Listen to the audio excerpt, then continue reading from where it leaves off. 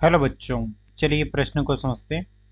Radio active प्रक्रिया Z x ए से Z plus एक वाई ए जेड माइनस एक के ए माइनस चार जेड माइनस एक के ए माइनस चार में उत्सर्जित विकिरणों का अनुक्रम है alpha beta gamma, beta alpha gamma, gamma alpha beta, beta gamma alpha. अर्थात हमें बताना है कि जो ये उत्सर्जित विकिरणों का अनुक्रम हो रहा है वो हमें बताना है कि पहले एल्फा उत्सर्जित हुआ, बीटा उत्सर्जित हुआ या गामा उत्सर्जित हुआ।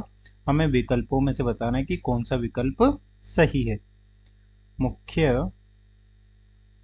अवधारणा में हम देख सकते हैं कि जब भी एल्फा कण का उत्सर्जन होता है तो उसमें एक हीलियम नाभिक उत्सर्जित होता है जिसका परमाणु क्रमांक 2 तथा द्रव्यमान संख्या 4 होती है। अर्थात जब किसी नाभिक में से एल्फा कण का उत्सर्जन होता है तो उसके परमाणु क्रमांक में से 2 परमाणु क्रमांक कम हो जाता है तथा द्रव्यमान संख्या में से 4 द्रव्यमान संख्या कम हो जाती है।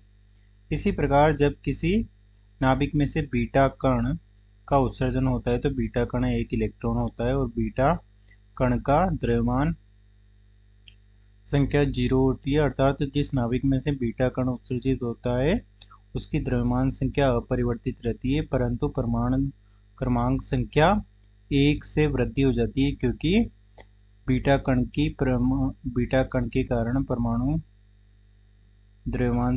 क्रमांक संख्या 1 बढ़ जाती है। तथा जब किसी नाभिक में से जब किसी नाभिक में से गामा कण या गामा विकिरण का उत्सर्जन होता है तो उसमें न तो द्रव्यमान संख्या का उत्सर्जन होता है न ही परमाणु क्रमांक का में अंतर होता है। अर्थात गामा विकिरण का न तो द्रव्यमान होता है न ही परमाणु संख्या क्रमांक परिवर्तित होता है क्योंकि यह एक उच्च ऊर्जा स्तर से नाभिक निम्न ऊर्जा स्तर में आकर अपनी अतिरिक्त ऊर्जा को गामा विकिरण के रूप में त्याग देता है। अर्थात इससे द्रव्यमान संख्या तथा परमाणु क्रमांक दोनों में परिवर्तन नहीं होता है।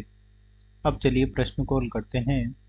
प्रश्न में दिया गया है कि x कोई नाभिक है जिसका द्रव्यमान संख्या a है तथा परमाणु क्रमांक z है तथा इससे जब y नाभिक हमें प्राप्त होता है तो उसका परमाणु क्रमांक Z+1 तथा नाभिक द्रव्यमान संख्या a रहती है। अर्थात द्रव्यमान संख्या a है जो कि पहले के नाभिक के समान ही है, परंतु उसकी परमाणु क्रमांक संख्या 1 से वृद्धि हो गई है। अर्थात हमने x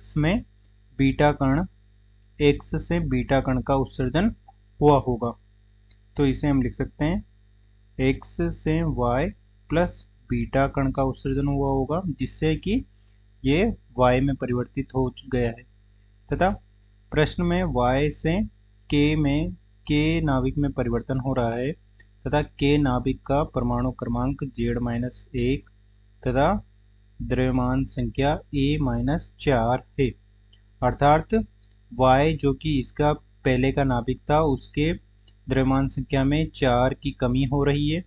अर्थात 4 की कमी हो रही है तो हीलियम नाभिक की द्रव्यमान संख्या 4 होती है तथा उसके परमाणु क्रमांक में से 2 की कमी हो रही है जो कि Z+1 में से 2 जाएगा तो Z-1 बच जाएगा।